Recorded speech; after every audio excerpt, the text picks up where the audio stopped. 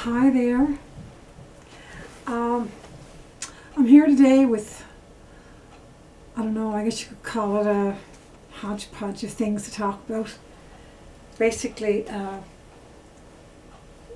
it's just something that I got inspired by, or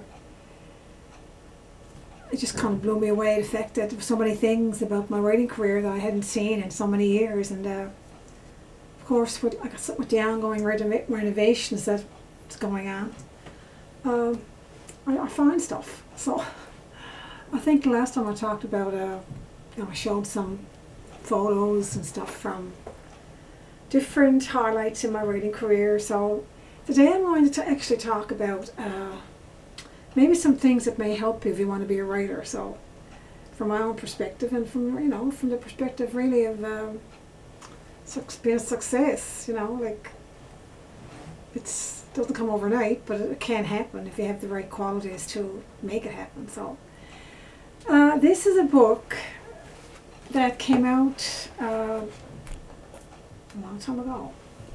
It was back in the 90s.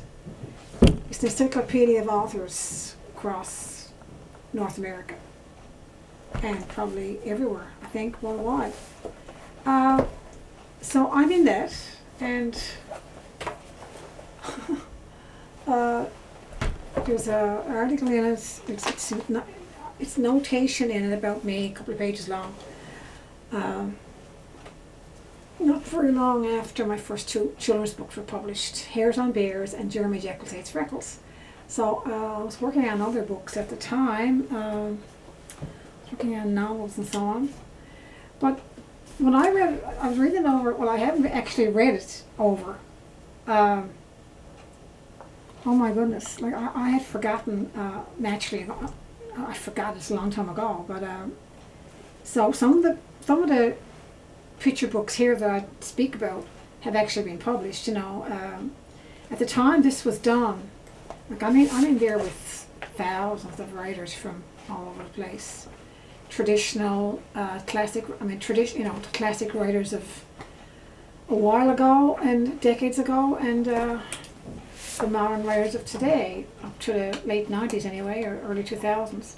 So anyway, when this was, when I was selected to be in this, they contacted my publisher, and after I was on the American Booksellers picking lists and all this stuff, and in School Library Journal New York and things like that. So it was the best book of the year in School Library Journal New York. Anyway, there's a couple of pages here about me, and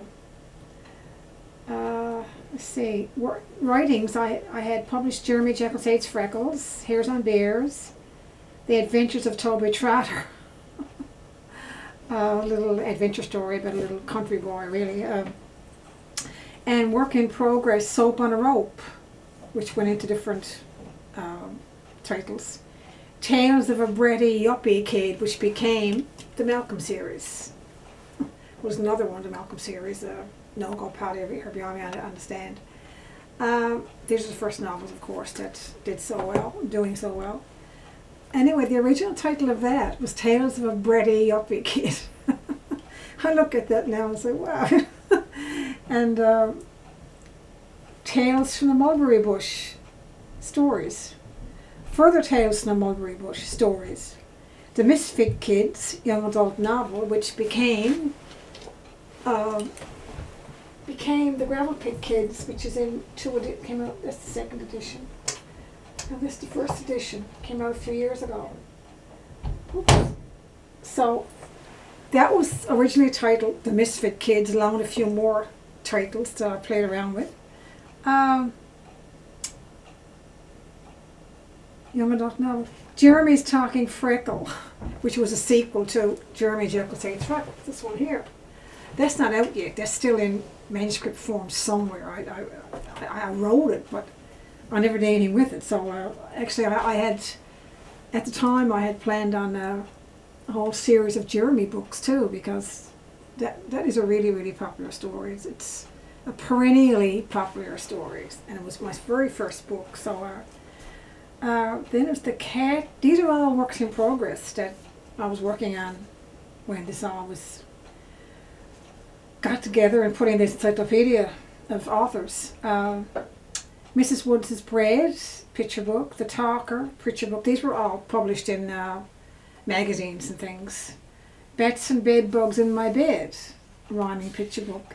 Mumps Mania, which is this one here, which came out a couple of years ago and won a Canada Book Award. So at that time I was still working on that. Anyway, like I said, I had 3 books published, and I had a load of other types of writing, like articles and everything, things like that, reviews and scholarly stuff, and I had published in Canadian children's literature, the books in Canada, and all these different literary scholarly sources where I did talk about writing, and I reviewed a lot of books from across Canada. So anyway, I had to laugh. I never even went through all this yet, but there's a picture of the book. Here's Andrea's there. But I just glanced over before I sat down, and I had to smile because I said, my God, really, I haven't looked at this in a long time. But for the sake of interest, and hoping that it will, interest you and be interesting to you, if you're into writing or just starting to write, this is what I told them when they interviewed me. Sidelights. Geraldine Ryan Lush told SATA, which is what's SATA? Oh, something about the author. My brain. Something about the author. This is what I told them. I was born in a scenic small village, and until the age of 10, my family and I were without TV, electricity, or a car. But we were never bored. Spirited and vivid storytelling, play acting, and singing by visiting relatives and friends influenced me strongly, imbuing me with a sense of drama and energy, which I hope is reflected in my work. There was a heartbreaking shortage of books in our village, so I read anything I can get my hands on. Of course, I've spoken about that a number of times in my videos here and in interviews. I mean, it was pretty bare, where I came from in my growing up years. So we pretty well read, yes. We read, like the old cliche, we could read the milk can. Home influences were works by Wanda Gag, Edward Lear, the tongue-in-cheek of Ogden Nash, and the gentle cadence of Margaret Wise Brown. A long-loved contemporary writer is Beverly Cleary, whose works depicting real children were an early inspiration. In my own writing, I try not to condescend to children, endeavouring instead to get inside their minds and hearts and speak to them within the realm of their language and experience. To inspire, shape, teach, and entertain without preaching to them. And this is exactly what I pretty well did in these books here, the Malcolm series. He's a real character, little Malcolm, for sure. I mean, he's real. He's real in the sense that he's very genuine. Such is the essence of the crafting of quality children's literature. The combined influences of parenting and classroom teaching further helped me along the road to really knowing children and how to write for them. And I take this hard-won knowledge and experience with me on tours, to lectures, workshops, courses, etc., where eager writers want to know how to start. It starts with love of children, love of writing, knowledge, instinct, and inspiration, or intuition, as well as genuine respect for the specialized field of children's literature. It is not a step up to adult writing. It is real writing, in and of itself, illuminating and profound. And this is word for word what I told them when they contacted me to be interviewed and so on. So yes, I've often heard it said, well, she started off writing children's books. That always kind of prickled me, or I don't know, I didn't like that, because it seems like, oh, well, children's writing, anybody can sit down and scribble something for a child, so I always kind of reacted to that. So that's my reaction there in I hope what is a pretty well widespread source, and I hope a lot of people read it, because it was wide reaching for sure, this encyclopedia. So anyway, it goes on. Coming from a musical family, we literally sang around the supper table as children. So true. There was always guitar, fiddle, harmonica, and piano playing. I began to write songs and poetry almost as soon as I was able to write them down. My first poem, age 7, was entitled "How Far Is It to Santa Claus?" Now, I still remember the first 2 or 3 lines. I was maybe 6 or 7. Goes like this. How far is it to Santa Claus? I wonder, oh how far. Does he live where there's lots of ice and snow-capped houses are? Not bad for a 7 or 8-year-old, I don't think. So, my friends and I would perform our scripts as skits, delivering our homemade poetry and plays most pompously and grandly in concerts held in the dairy, amidst the butter and the chickens at 10 cents a head. That's so true. We would go up in the cellar in the meadow, and there was a. I remember my friend had this. Her family had this big place, big building, and it was in 2 sections, and the top section was lots of space there, very spacious, and we used to go there and we would write poems and we would hold plays, and we would write our own plays and we would write poems, and we would make books out of newspaper wrapping, the white wrapping that came, the white wrapping that the newspapers were wrapped in, because my brother was a carrier for the telegram, and we used to get this blank paper. So I actually wrote a poem about that in one of my poetry books once when I wasn't looking. It was the poems in that one. It's so anyway, this is what we used to do, and creating our very own books from blank newsprint, and in the absence of luxury items such as Scotch tape and staples, laboriously sewing and bounding them with white thread. Also, in the absence of other luxury items such as paintbrushes and watercolors, we illustrated and captioned to our heart's content with a modest but effective crayon and pencil.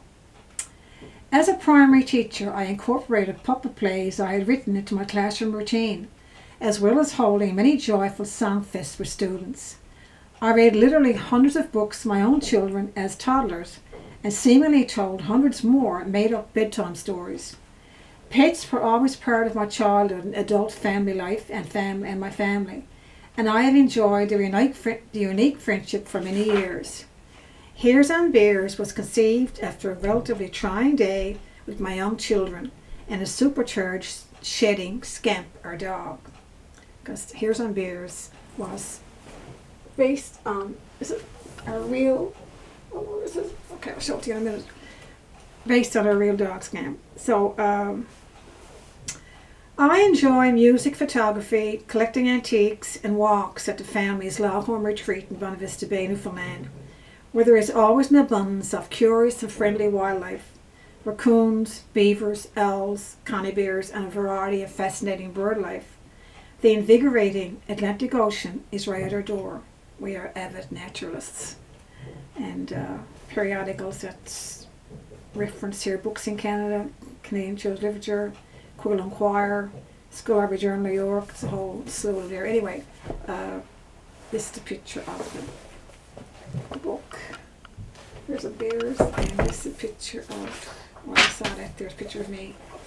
So, right there. So, anyway, it's a few years since I read that, or it's among my, my library of books and so on, but I hadn't really read it, paid any attention to it in a long time, but it kind of made me smile today for sure.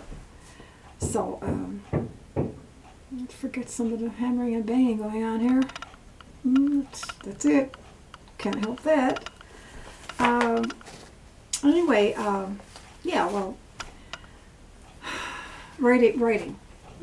So, how did I get started really? Well, those are my influences, but one day in 1988,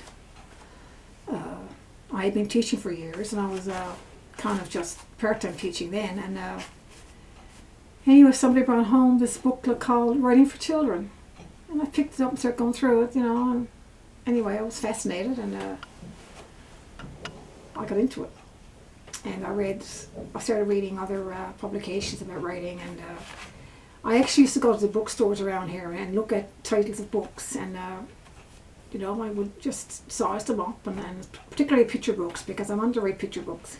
So I wanted just to look at them and go through them, and for the formatting of them, and the wording, and how many words, and how spare were the sentences, and how many words were in the sentences, and I would go through them and look at the illustrations and the placement of the illustrations and things like that. So I did my homework, and I could be found in every bookstore and library around, and I'd be always studying children's books. Not that I hadn't studied them before, with all the background that I had in teaching and everything, and university and all that, but I was studying them for a new purpose, because I wanted to be published, so I wanted to get it right.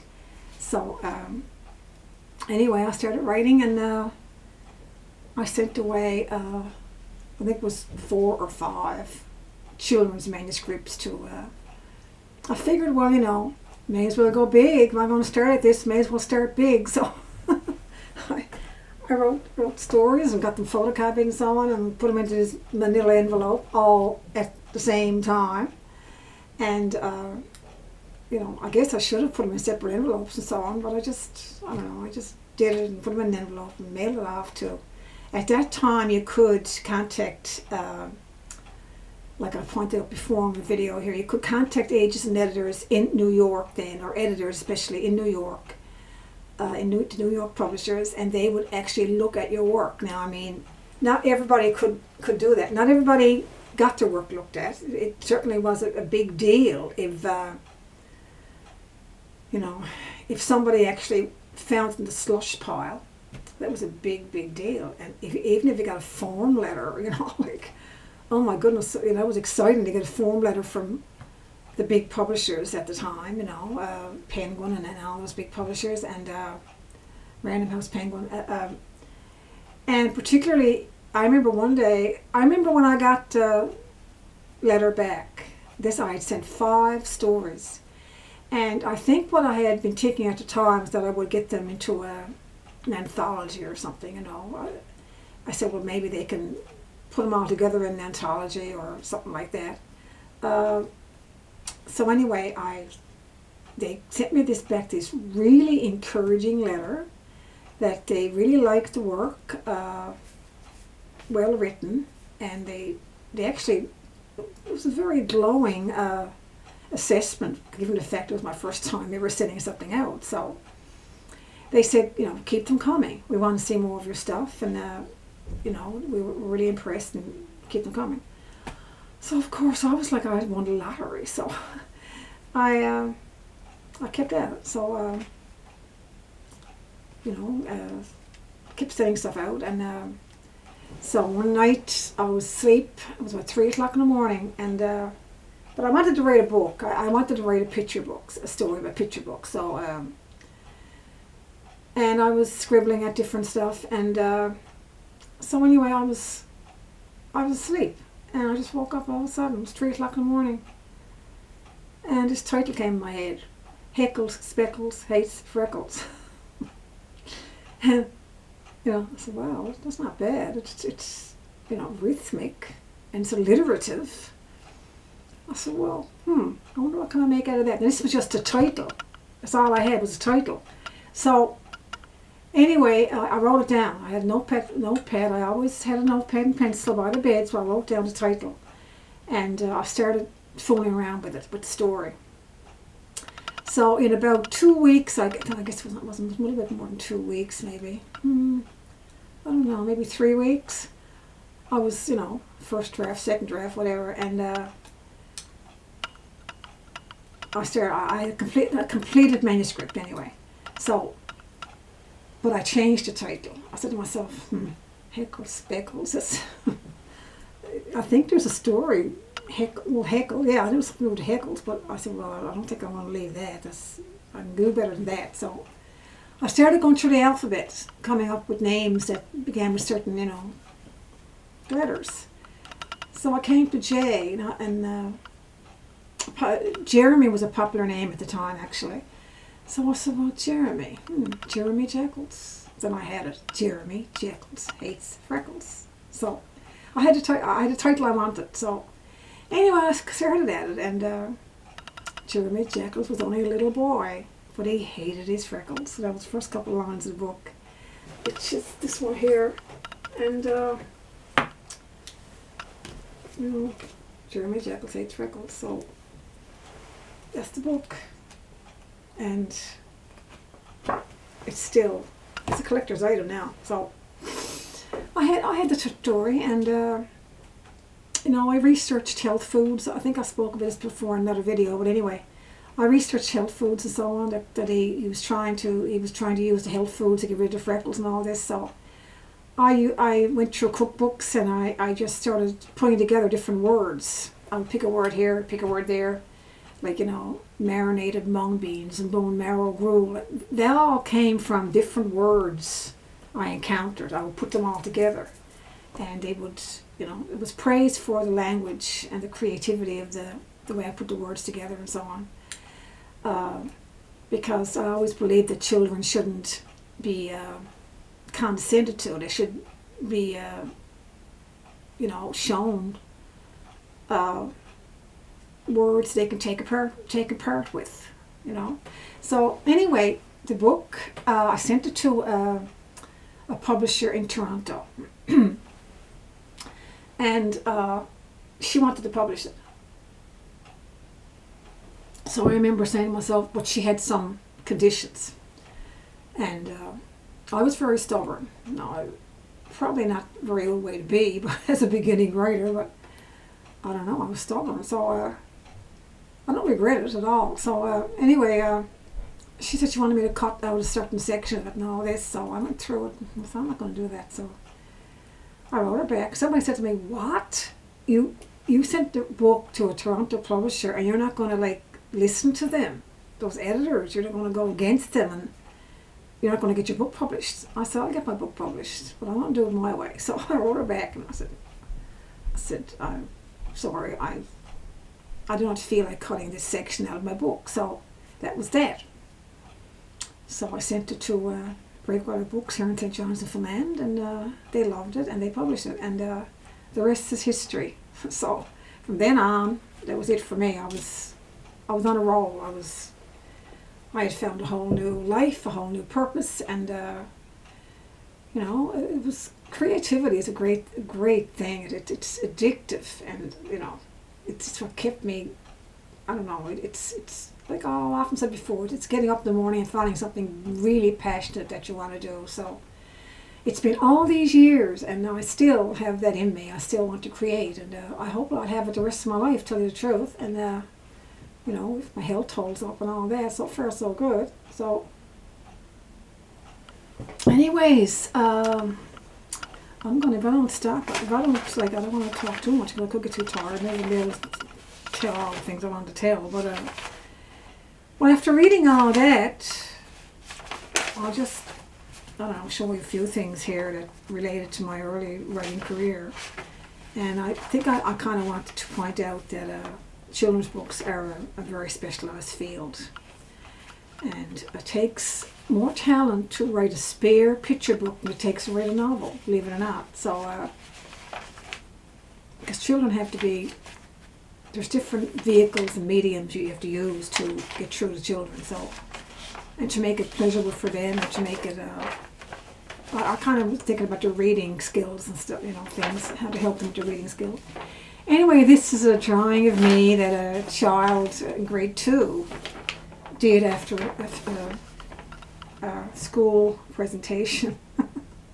And actually it's pretty good, because I had on a blue outfit that day, and she had it down pat, like what I wore, and well, I had light hair then too. I had colored my hair. I used to have dark hair, but I colored it, and so anyway, she got down here, book 4, book 2, book 3.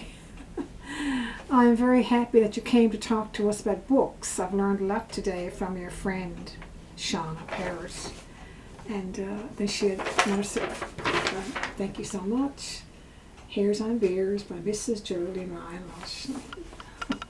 I got hundreds of those letters and so on that I did after I would do readings and presentations and that. So this is another really fantastic review that now I didn't have this on the wall the other night when I was showing you the video I did of the notes on the wall of my office, or that's being done over now, renovated now. So this was in the main, the Evening Telegram, local paper, which I was a staff writer for years ago. So, he said, should be required reading for any child who wants a pet dog. Says, has it all, colour and engaging rhyme, humour, and a lesson on a suitably young level of some of the responsibilities we have to live up to, or child has to live up to in brushing their four-legged friend. As a follow-up to her first book, Jeremy Jekyll Hates Freckles, written for slightly older children, Hairs on Beers shows Ryan Lush is equally comfortable in rhyme as in prose writing for the toddler's early teens, making her a worthy addition to the shelves of children any age. So he talks about all the sources the book. Looks like the. Okay, very good. Snowplows out there. That's good. We have a lot of snow here still, and I was so happy today to actually put on something that made me feel a little bit spring-like, because it has been really, really cold, and sometimes I sat down there with heavy sweaters on for my videos, and whenever I go out, of course, it would be the big thick coat and thick sweater and wraps and scarves and caps galore. So anyway, it's a bit milder today. Yesterday and today is milder, especially today. So it's great to just put on a little jean jacket and not to go out now. I still put something over that to go out, but just something light. You get a little bit of hope anyway. The spring is coming, because March is the last month of winter, so we're hopeful anyway that we won't have any big storms or anything. We've had enough of those. Anyway, I could go through all of these, but it's just, stuff about up through the years, highlights of the books and where they went, where they ended up. And for example, Library Services Ontario, which buys for over 200 libraries in Ontario alone, is purchasing Malcolm and the Hamster Lady by Julian Ryan Lush. This one. As well as 3 of her other titles for use in public and school libraries. Malcolm the Hamster Lady, released in 2003, that's how long ago that was. Hairs on Beers is now in some 450 school, public, academic and corporate libraries in all 52 states in the US. The French edition, Pois Pois et Rapport, is also in a number of US libraries. And that goes on about other things I had done. This comes from writers' organizations that I was a part of. So, and a lot of them came from the newspapers too. This is something on the French reviews. Let's see. This was a good one too. This was, I think this was Atlantic Books Today. That was in. That was Hairs on Beers as well. And this was the Town Crier, Toronto. Hairs on fingers, hairs on toes, hairs right up in Berta's nose. Hoo-ha! Ted Geisel would have loved this one. Of course, Ted Geisel, as you know, is Dr. Seuss.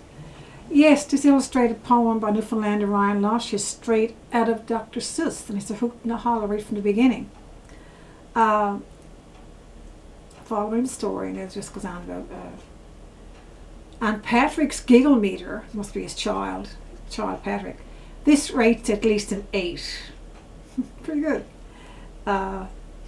Recommended. Ennick has recommended this one for 3 to 6 year olds, but early readers should also enjoy it very much. Check this one out. So these are loads and loads of reviews, and this here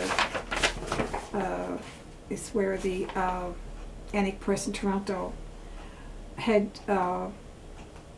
the Ontario Ministry of Education was assessing works from this publisher along with other publishers for classroom learning materials.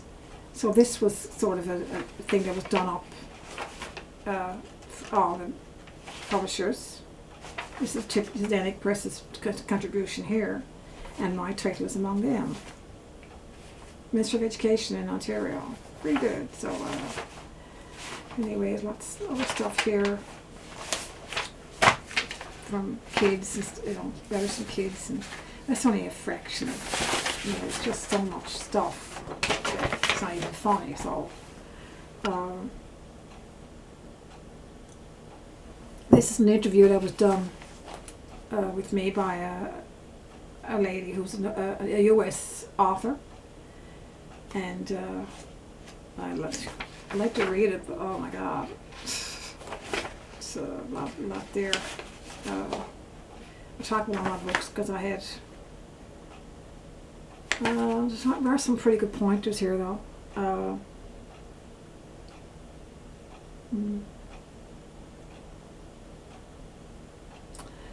Where I was born, so on. Was a teacher.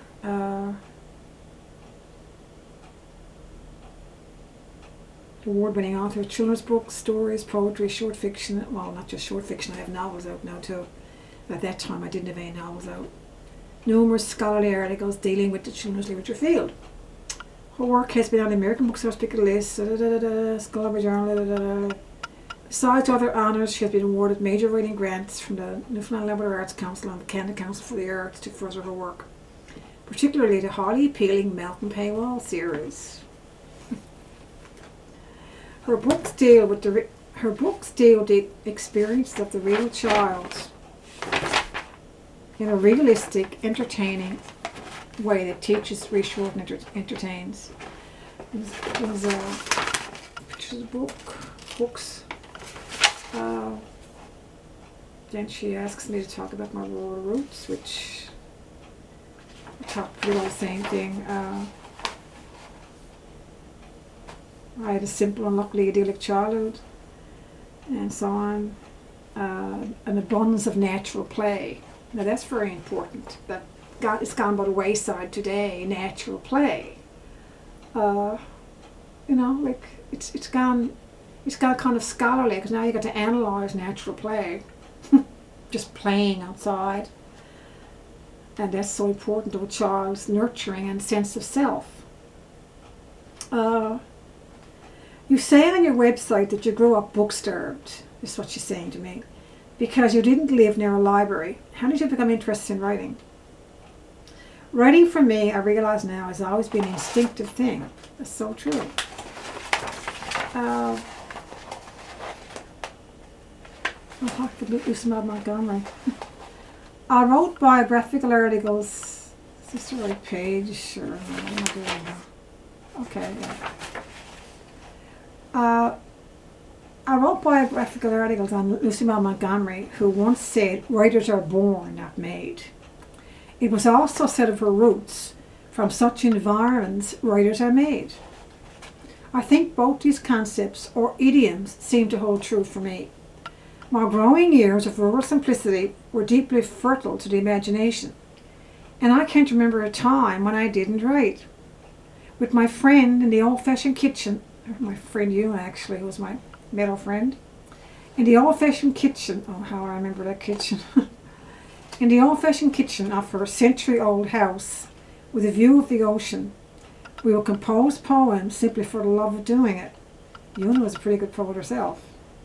If you're looking at it, Ewan, you were good. You're still good, I would imagine. I haven't seen you in a long time. We were barely 9 or 10.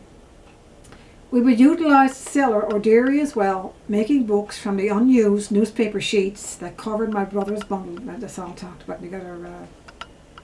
We didn't know, of course, we were crafting checkbooks, a tradition in vogue since the days of Shakespeare. A poem blank newsprint from my recent collection of poetry for adults, once when I wasn't looking, has those experiences as the inspiration. I also came from a musical family. Then I talked about, instruments, my father playing the harmonica, and mother was a really good singer, and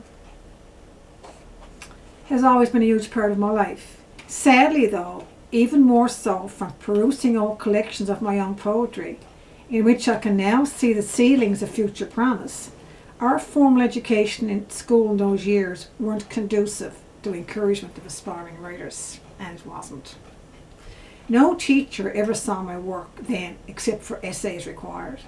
Had there been more progressive creativity flow in the classroom, combined with possible roads to publication, I am certain I, along with a few creative friends, would have seen ourselves in print, and published author would have become a major mandate. How fortunate the students of today. Among the books I read and loved were Little Women, Anne of Green Gables, Five Little Peppers, Margaret Wise Brown, Beverly Cleary, etc., etc. Then it goes on to tell us how did I come up with Jeremy Jeffels, and the early stories I wrote. I wrote one called Mortimer's Mistake. The story of a dog whose family had just moved to a street of identical houses, and who helplessly keeps wandering into each identical house until, exhausted, he finds his own. This was followed by Whatever Happened to Little Tom Black, a cat this time. It's a gentle rhyming story about a cat who wanders off into the dark of night and is found eventually at an animal shelter. But it wasn't until frustration with my own beloved dog Scamp, frustration leading to important decisions regarding his future, that I found a truly workable theme, one that I could go with. What's a boy to do about a pet who gets off on the wrong training track, who is in danger of losing his pet forever if important action isn't taken soon? It was published as The Thing About Amadeus in magazines, but when I sat down one evening and penned in 20 minutes the rhyming story Here's on Beers, the same concept became an international success in print book form. I seemed to be always reading animal stories in the beginning, and the success of Here's on Beers proved a venture beyond my wildest dreams. Okay, then it goes on. Anyways, and talks about how has your teaching experience helped your writing? Dramatic script in rhyme, and these are the books that are actually out there now. The Wars, The Goodbye War, Lumps Mania. And then I think it's important here, so let's go through this, and then I'll get on to quoting from a workshop that I did. And this is a workshop that I developed, and I taught for a while. I had thought about putting it online and doing it as a master course or something. But, I didn't get around to it. I'm just too busy with my own books, so I didn't get around to it. But it's called Writing for Children of the Earth, so I'm going to go through that, and believe me, there are some gems here for anybody just starting to write. So keep looking at my videos. You never know what gems you might find. So and also subscribe to them as well. Explain to us the concept of a first novel and why you wrote the Malcolm series. And this one here, Malcolm series, and the other one there, and the potty one.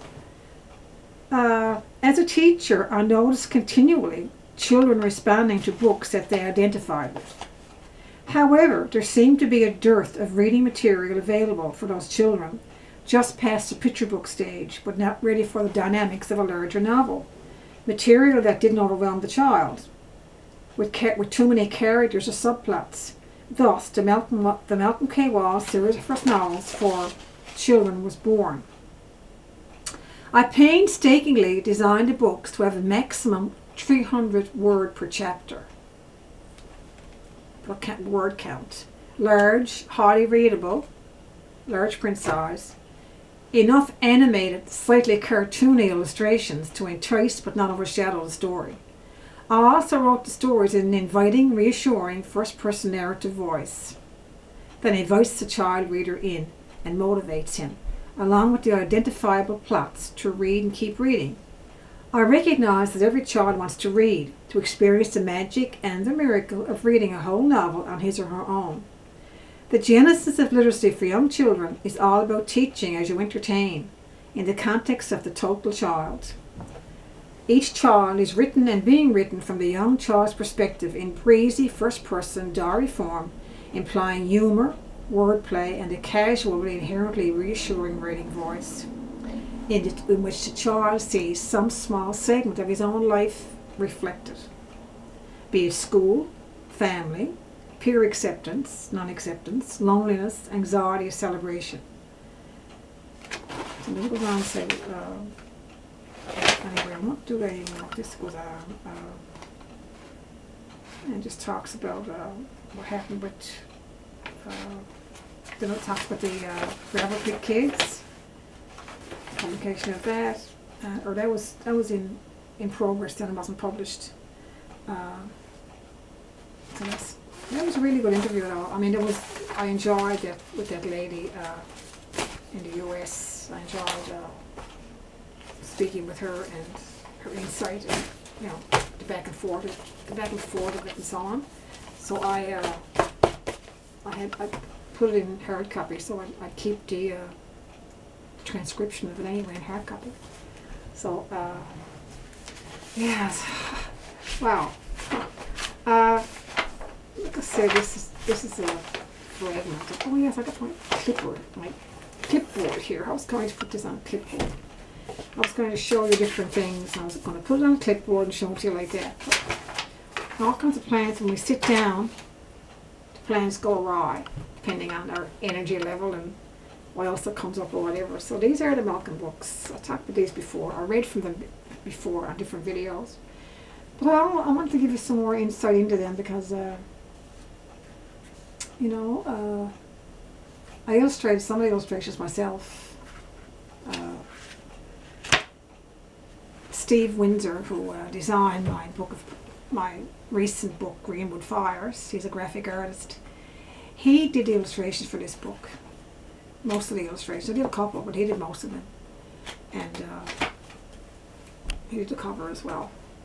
So they're the little first novels. You know, they bridge the gap from picture books to two long novels during 4 grades, 2 to 5.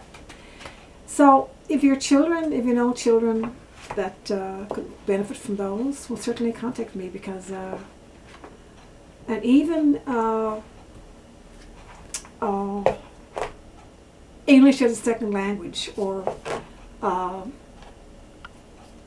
people that have recently arrived from foreign countries that need to improve their English and need to improve the English of their children.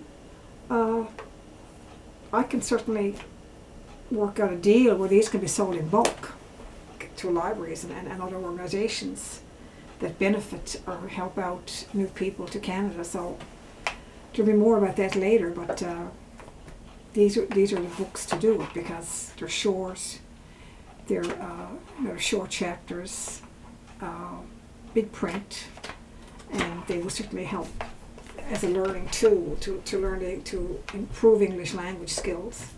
So anyway, these are some, well, not all of them, but there's a lot of them here, my published books.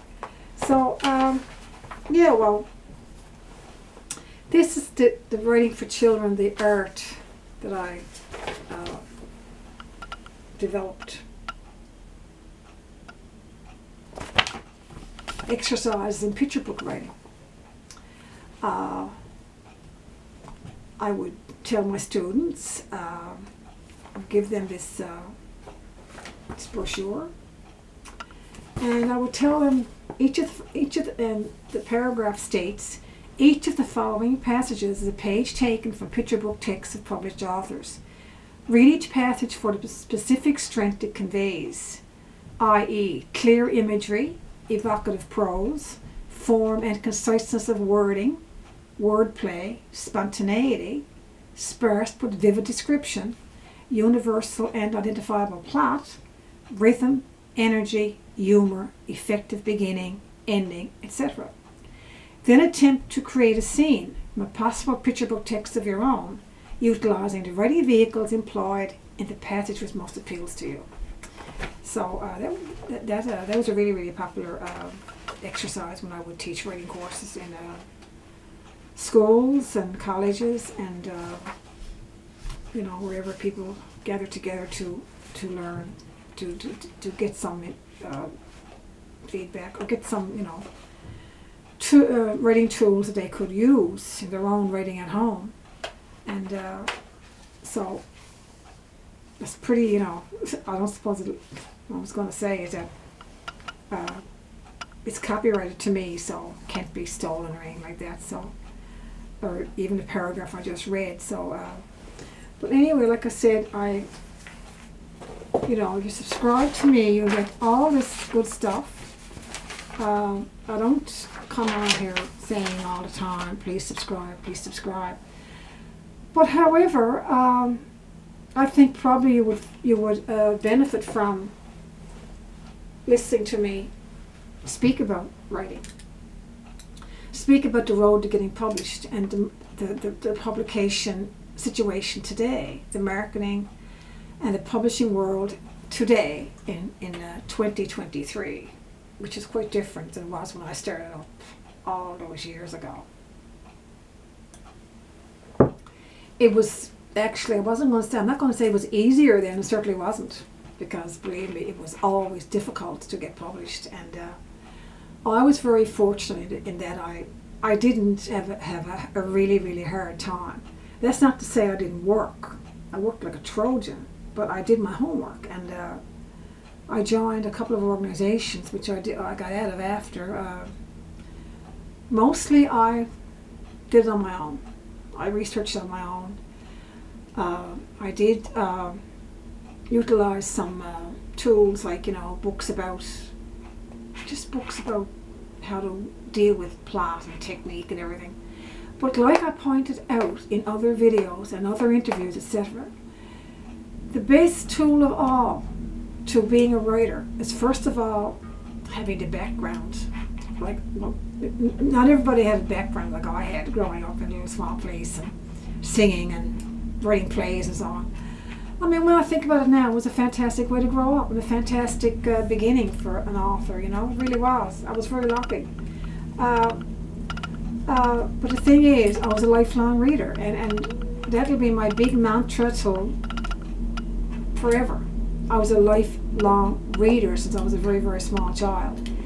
And reading is what helps you develop good writing skills, because it helps you develop plot and characterization and your voice, all this stuff stays in your head, and it enables you to write better, develop your own voice, but in the same time you are utilizing the helpful things that all these books are giving you as you read them. You don't realize it when you're reading the books, but it comes out when you're writing. So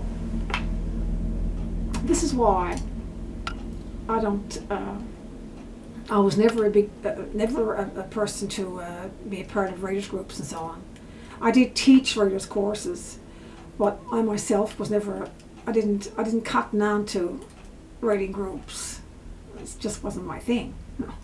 I did my own thing, and because I think sometimes you can lose your confidence. I mean, no matter what you would write, somebody would have something to say about it.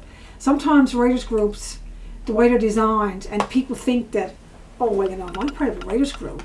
I can't just sit here and not comment on something. And I can't comment in a positive way, because then that might mean that I'm weak or something, that I'm being nice to this person, So I have to put up some kind of critical thing on it to, justify the fact that I'm part of a writers group, because that's what writers groups do. They critique. So, You know. So I did my own critiquing. So I did my own, I'd look at the book that I'm writing and manuscript, whatever, and I would go over it, fine tooth comb. And I go over it and I'd listen to the inflections and listen to if it sounded too long or something. I would do my own dramatization of it at home, or in front of my kids sometimes, and get members of the family to listen to it, things like that. And like I said, a lifetime of reading was a big factor. So anyway, that's about it for today. The last couple of videos I actually talked about makeup and fashion and everything. I like that, I like to look nice, and I like to look up things sometimes about. I don't spend a lot of time at it, but I decide to wear.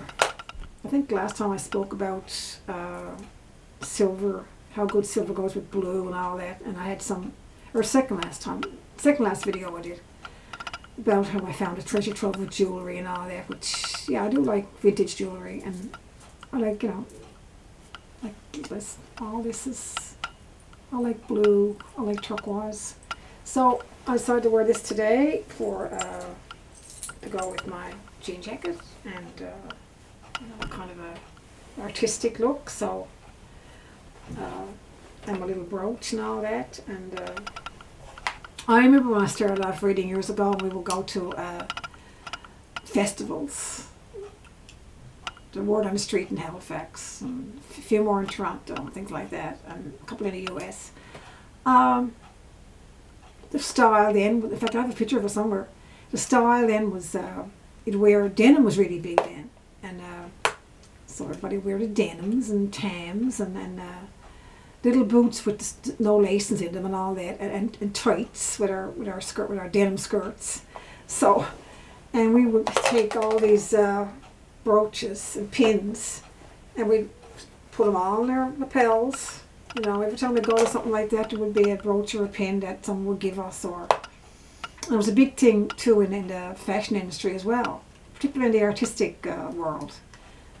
Pins and brooches, you put them all over your, In fact, I have a picture here of an interview where I had a number of them on my vest, not a vest, a denim jacket, a short sleeve denim jacket, and I had them around the collars and so on. I had maybe 9 or 10, I guess. So they were nice, it was really nice. It was very nice indeed. So that was all very enjoyable, and I still like to do it sometimes. So you haven't got to stop doing something because all of a sudden there's nowhere you can't find anybody else doing it. Develop your own style. Keep your own style. Who cares nobody else is doing it? You like it. That's the main thing. So you do your own thing. So anyway, thanks so much for tuning in, and I hope this wasn't too long. And I hope it all came out, because sometimes I do silly things with the camera, and I hope I'm not going to go now and try to put it on the computer and big blank. But anyway, like and subscribe. I'd love to have you subscribe, and when you subscribe, you'll get more updates of things coming up and so on. And I'd like to have you in my world, kind of thing. I'd like to have you in Geraldine's writing world, because I like to help whenever I can, and any little tidbits I produce or come across in my videos and talks, I hope it's helping somebody, because they weren't there when I started off, all this material is on the go today, but I worked hard. I did work very, very hard, and I still work hard, no matter if I'm writing or marketing. I work hard, but it's joyful, and it's part of my life, and a big part of my life, and it's a big part of keeping me motivated every day, and especially when you're over 60, you got to keep the juices flowing and have something exciting to do. I just can't go out and sit in coffee shops, and it's only so long you can talk in coffee shops unless it's something interesting. And usually I find if the talk doesn't get around to books and writing and all that, I get bored. So then I say, well, I guess I can always do a video. So if you want to, like I said, subscribe and comment and comment. Subscribe, like, comment, and have a little chat about it all, and tell me about what you're doing, and if you have something started, or if you're in the mood for a poem, you want to write a poem, and just little things like that. So, and of course you can, check out, I have videos on all my books here. So my latest is Greenwood Fire. It's a collection of adult poetry. Like I said, I don't like using the word adult poetry, but what I mean there is that it's not children's poetry, it's meant for the adult market. So that's my latest. After doing, I got it here somewhere. It's among all my books. Oh, what am I doing? It's here. This one, the latest. This one was the one before that. Once when I wasn't looking. And of course, there's the 2 editions of Seashells Lament. I have that here. No, I don't have it here. Oh, it's over here.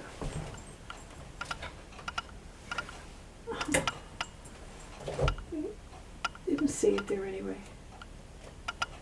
I knew I haven't.